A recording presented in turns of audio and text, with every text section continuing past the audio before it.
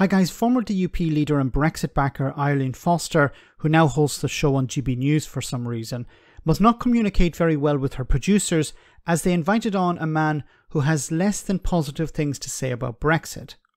David Catt here is a farmer and a food wholesaler and blamed the UK's position outside the EU for some of the problems facing farming. When asked about what the government is doing, David said they don't have a food strategy. Notice Arlene Foster's body language during this interview. She was clearly uncomfortable with the facts being presented and stuck to her script instead of asking follow-up questions. Have a listen.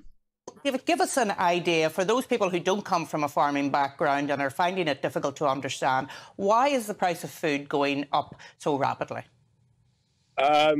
Basically because production is falling off a cliff at the moment. Post-Brexit, we created this labour vacuum where we used to have casual seasonal labour coming from Europe every season to pick the fruit and apples. That's stopped now. The actual paperwork involved in doing visas is phenomenal unless you're a very big company, have an HR department.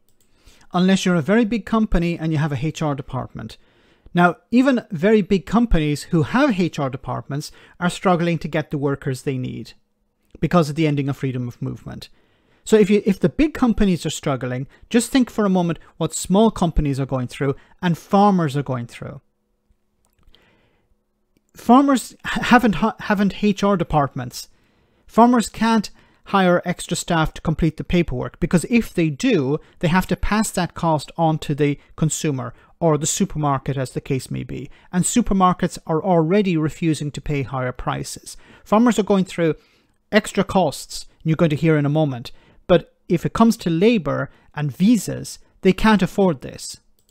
It's just impractical. So a lot of growers now are stopping to produce this food. I mean, the egg producers, because of electricity prices, wheat prices, feed prices went through the roof. The supermarkets weren't prepared to pay any more money because they're in a price war.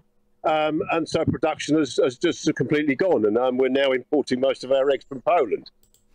As we saw a couple of years ago when it came to turkeys, turkey production was reduced in Britain because the producers couldn't access the workers they needed.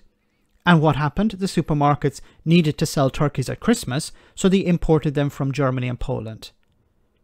And of course, this has a detrimental effect in the short term on UK farming and in the long term. And what we need in this country, there's no government strategy with food. When Brexit was brought about, we're there now. The consequences of how that was going to affect the food production in the UK wasn't really thought about very much by government.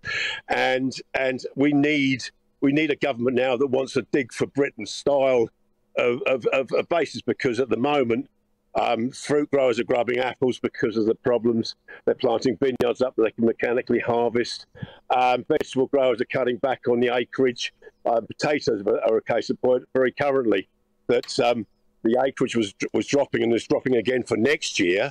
Now, one of the big chip manufacturers has miscalculated its Europe-wide production of potatoes. So the chipping potatoes have gone from £300 a tonne a month ago to £800 a tonne ex-farm. And so the poor fish and chip shop trade are going to really struggle. But we need some more policy.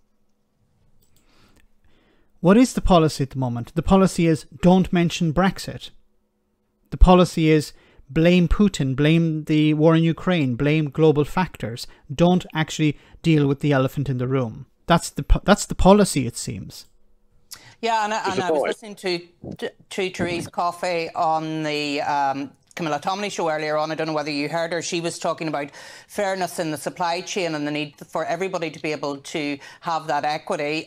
Do you think that government recognises the difficulties that you're talking about, David? And if so, are they going to be able to solve them? Because we've seen the Farm to Fork summit in Downing Street. Undoubtedly, that raised the issue. But obviously, you feel that there's more need to have policies that work.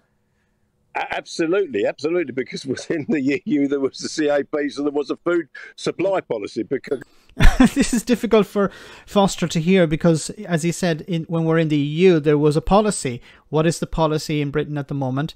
Well, the policy seems to be if you're a producer, if you're producing something for export in particular, well, move your operations abroad.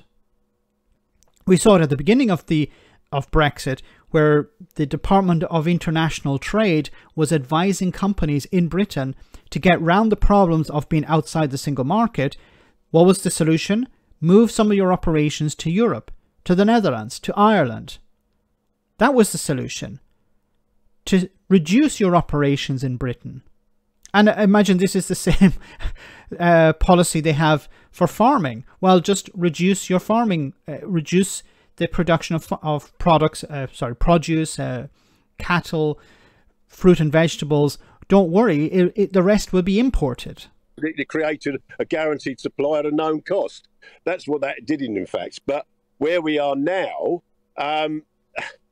the cost of production now is so high, and with the supermarkets that have been allowed to control our food industry from a growing point of view, from a selling point of view, I'm very anti-supermarkets because to our way of thinking, it was to supply them, you're not your own boss any longer, where it needs a better supply chain, really. Yeah. And do you feel that you get support from the supermarket yourself, or indeed the wider farming community? Do they feel supported by the supermarkets, or do they see the supermarkets as, yes, the route to market, but people who are taking more profits than they should?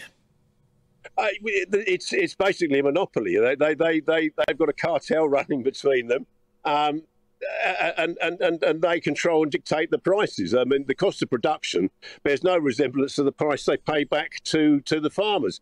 Now, if you're packing for them, there's a known cost and a known price, and if it's not paying, you won't pack for them. So the packers earn money. But when it comes to creating a price structure for the products, it's entirely in their hands. And the shortage in supply we had in the spring with the salad stuff from Spain and North Africa. All my independent shops, we supplied absolutely everything every day throughout the whole of the period. There were no shortages whatsoever. We just had to pay the money. If you pay the money for the produce comes here. See, what's most depressing about all of this is that farmers were convinced by Brexiteers to vote for this.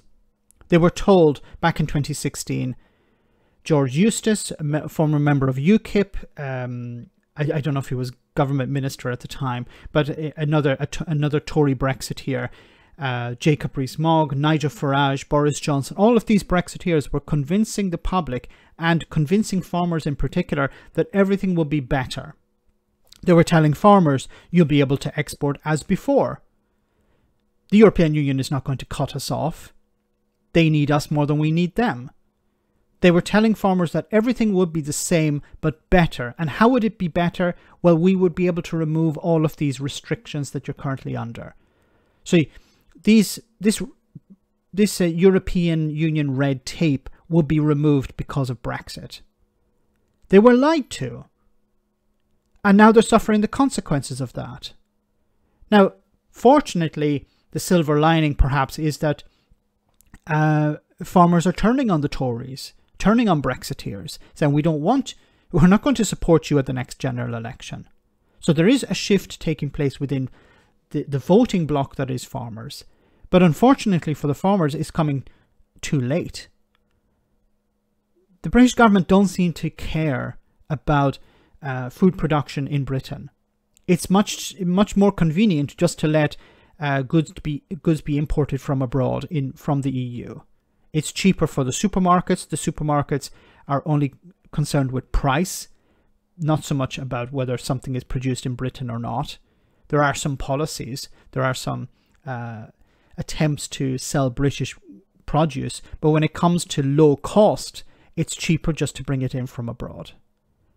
And this is having, as I said, a detrimental impact on farming in the short term and in the long term.